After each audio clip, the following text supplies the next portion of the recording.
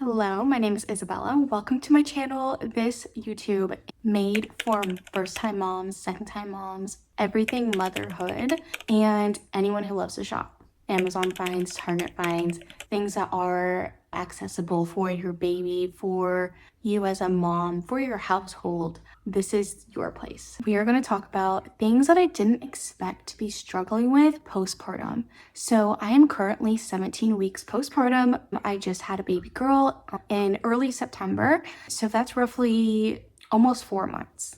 I have been at home throughout those 4 months, so I have not been back to work. So yeah, I've been at home. My husband has been here with me. Luckily, we both were working from home beforehand, and he's continuing to work from home afterwards. So we are able to take care of her together. However, I am mainly the one taking care of her throughout the day and feeding her, taking her on walks, things like that. Postpartum for me has been, honestly, I feel like out of all the stages of pregnancy, giving birth, and postpartum for me is the most challenging. I feel really grateful that my pregnancy wasn't the worst. I know some people have a really tough pregnancy. I do believe that I did have a lot of morning sickness in the beginning. However, I can't really remember it being that bad, but my husband's always, you definitely were always sick, always nauseous, almost every single night and morning. But looking back on it, it wasn't that terrible for me. I think because I also was working from home, and so I didn't have to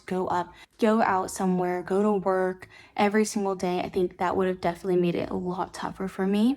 Childbirth for me was not that difficult because I had a C-section, an unplanned C-section, so I was in the hospital for a total of 6 days, 3 before and 3 after. And so the C-section itself, it did have its challenging parts, but it definitely wasn't the most challenging for me and overall, and that is postpartum. So postpartum, there is a lot of things that I personally have been struggling with and just wasn't aware. I don't think I educated myself well enough on what to expect afterwards. I really educated myself on the whole childbirth part, labor and delivery, yet that didn't go as planned, so I really didn't prepare for much in general, looking back at it, but maybe for the future. My baby she was born at 37 weeks early due to her gestational size. So she was in the 2% range of babies. A lot of times people say, don't actually look at that. In the grand scheme of things, it could mean a lot of different reasons why they're so small. You shouldn't compare your baby to another baby. However, there was a raised umbilical cord or something like that. So there was some complication. And so we did have to deliver early. So for that reason, she came out to be 5 pounds and 4 ounces and then ended up dropping weight. After birth, most babies do. She actually got into the high 4 pounds. And so because she was so, in a sense, weaker and smaller, I think it was also a struggle for her to actually continue eating without getting tired in the middle and falling asleep. I also wasn't expecting to not get my milk in right away in the hospital. I think that was I didn't understand that it could take up to 3 days to really get your milk in. And so, of course, there's colostrum. And, of course, the hospital is going to provide you with either donor milk, formula, anything like that. And that's what we actually had to do. We did take the donor milk for the time being, and it was a struggle for me to learn how to breastfeed. So at that point, if my baby is more used to a bottle or is more used to the formula, I'm going to continue to do that at home. I did try to breastfeed. I would try to do at least once or twice a day to get her to be able to do both. And it worked for a little bit, but truly it was exhausting for me. And I know that it's exhausting for a lot of people. And so I say this because I feel like there's a lot of shame or guilt that moms carry for not knowing how to breastfeed, not actually breastfeeding their babies. And I want to tell you that it's 100% okay. Your baby being fed is best. It doesn't matter if it's formula, it doesn't matter if it's breast milk. The fact that they're getting fed is the best thing that you could be doing for your baby. And also on top of that, you want to be in a good mental health state for your baby. You want to be able to take care of him, provide for them, and be a good, happy mom. I think that's the most important part. So I will say that I did try to pump as well. And I would actually pump roughly between 6 to 7 times throughout the entire 24 hours and then store my milk or use it within the next feed. And I didn't realize how pumping was actually going to affect me. I pray and I hope that it doesn't affect you guys in any negative way, but I think that there is some things to know. It depends on the pumps that you use. There are the electric ones or the manual ones or the ones that are hooked up to the wall and you have to sit there. I did get the Mom Cozy pumps and I was able to wear those in my bra, and so I was able to do what I needed to do. However, I didn't expect it to feel the way that it did, and I didn't expect it to take such a toll on my mental health. And so that's one thing that I wasn't expecting postpartum for it to affect me. And so because of that, I actually decided to stop breastfeeding, stop pumping within the 3-month range. So actually just a couple weeks ago, I stopped because I thought that it would be better for me and my baby to be able to feed her and not worry about how it affects me mentally. And also just with our schedule, I have so much more free time to be able to work if I need to, do chores, go out to the grocery store, play with her, do anything that I need to do. I had so much more time because I wasn't pumping and feeding at the same time. Another thing that I wasn't expecting is the high sugar craving that I have. I feel like in pregnancy, I didn't have that high of a sugar craving, maybe towards the end a little bit, but definitely postpartum, it's been, I just want to eat all of the junk food, all of the cookies, all of the things. And if you don't know, you're trying to eat better because if you are breastfeeding, you want your body to be in the best nutritious state. Maybe you're trying to lose the weight, trying to just get healthier. Yeah, I wasn't expecting the sugar craving for sure. I don't know if that's a normal thing. I don't know if everyone experiences that, but I for sure am,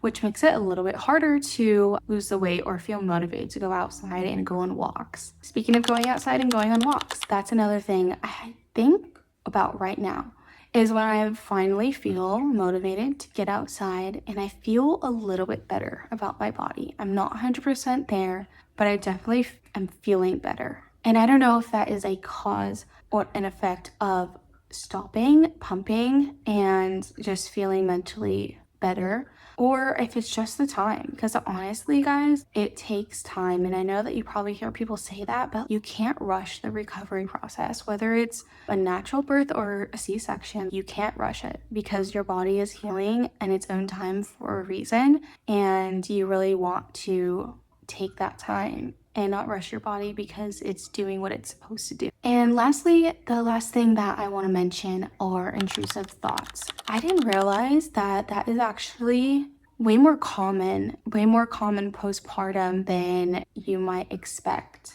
Intrusive thoughts with your baby, God forbid something happening, and so those thoughts going through your mind is actually your mind and your body's reaction to how am I going to keep my baby safe.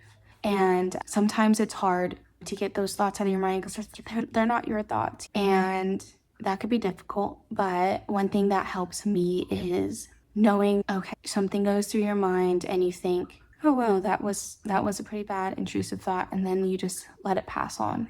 Because the more that you think about it, the more that you let it get to your brain, the more it's going to affect you mentally. And yeah, that can be bad in the long term. And so intrusive thoughts is definitely one thing that I wasn't expecting, and I didn't realize how common it is among moms after giving birth. So those are 4 negative things that I wasn't expecting postpartum. However, guys, there are so many beautiful things that I wasn't expecting postpartum that are actually amazing and joy-filled and just such a blessing. I wasn't expecting to literally cry, feel so much emotion every time my baby looks at me and smiles and laughs. Every time she recognizes me. I wasn't expecting to feel so much peace waking up in the middle of the night to feed her and knowing that I'm there to provide for her and that I'm everything to her. I truly just wasn't expecting motherhood to affect me in the way that it is and continue to affect me the way that it is. I'm no longer living for myself. I'm living to be the best mom I can be for my baby. And that means waking up every day, putting your shoes on, putting your clothes on, your makeup, whatever it is to get yourself to feel good, having your coffee, because showing up the best you can for your child is what your child needs. And I know some days are really hard And that's where I lean on God. I pray. I am leaning on Him because I can't do it in my own strength. There's no way I can do this in my own strength. But I know that there's so many beautiful things that I didn't expect after giving birth, so many ways that motherhood has changed me. And if you guys are just wondering what to expect, just know there are so many blessings, so many things that you can look forward to. And it doesn't have to worry you and it doesn't have to scare you. There's so many people who have done it before you.